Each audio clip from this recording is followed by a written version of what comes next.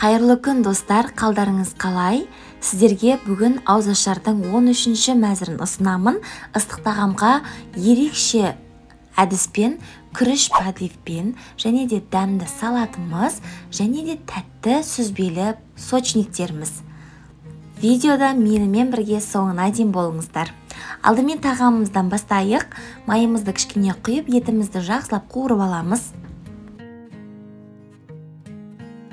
Кішкене қуырылған етімізге пиязымызды салып қуырып аламыз 2-3 минут. Сосын сәбізімізді саламыз, көбіктап турадым. Өз еріктеріңіз ұзынша етіп турасаңыздар да болады.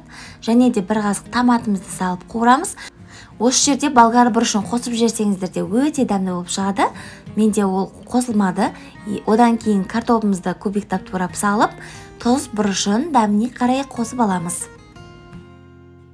Жақсылап қуырылған соң кішкене суымызды құйып бұқтырып қоятын боламыз.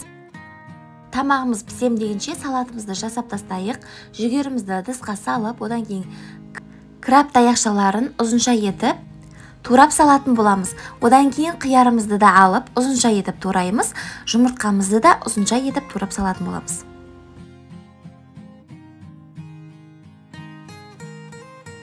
Менің каналымда түрлі салаттардың рецептері салынып жатыр. Қазақша рецепт, қазақша контентті қолдап көріп кетіңіздер. Мінекей, енді тұзымызды салып, кішкене, одан кейін бір қасық майонезімізді салып, жақсылап араластырамыз. Өте оңай жасалады, салатымыз дайын. Арасына өз қалауларыңыз бойынша укроп қоссаңыздар болады. Енді тәттімізді жасайық. Сүзбелі сочниктеріміз. Бөлме температурасында тұрған сары майымызға қантымызды салып, жақсылап езіп аламыз, араластырып. Араластырып болған соң, бір жұмыртқамызды жарып салып, кішкене араластырып, қаймағымызды салатын боламыз.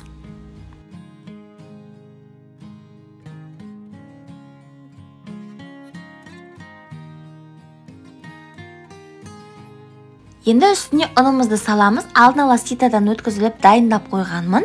Ұнымызды салып, үстіне бір қасық қопсытқышымызды салып, онымен бірге араластырып жіберіп, барып массамызбен жақсылап араластырып қамыр жасайтын боламыз. Мінекей, қамырымыз дайын. Енді салмасын дайындайық. Сүзбемізді алып, үстіне жұмыртқамыздың сарысын ғана салатын боламыз. Одан кейін бір жарым қасықтай ұнымызды және де қантымызды саламыз, және де қаймағымызды салып, жақсылап араластырып аламыз.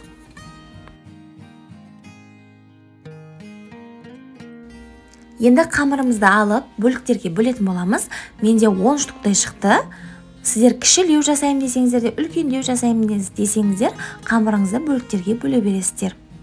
Қамырымыз өте жұмсақ, сондықтан қатты үлкендеу етіп жаюдан қажеті жоқ, жұқа етіп примерно 5-6 мм-дей жайып шықсаңыздар болады.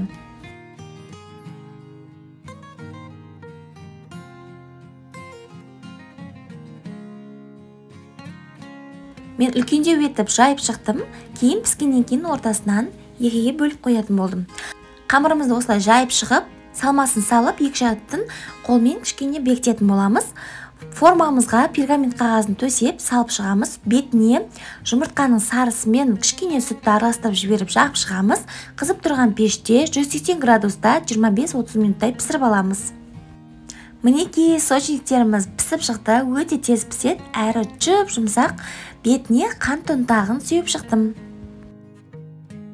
Енді тамағымызды ұсынайық. Мен күрішті осылайынан беруді жөн көрдім, ерекше болсын деп. Сіздер де осылай жасап көріңіздер. Кесені ортасына қоясыздар, күрішті жан-жағына салып, осылай тәрелкеге төңкере саласыздар. Күріштің арасына жүгеріні қосып ерекшелендірдім. Күрішті қалай пісіру керектігі менің YouTube каналымда бар, қарап көріңіздер. Ортасына поливімізді салып, көк пиязбен әрлейміз. Мінекей, ыстық тағамымыз дайын, өте ерекше болады, дәмді болып шықты. Жасап көріңіздер міндетті түрде. Осымен менің ауызашарымның 13-ші мәзірі дайын. Күріш подливпен, және де салатымыз, және де тәтті сочниктеріміз.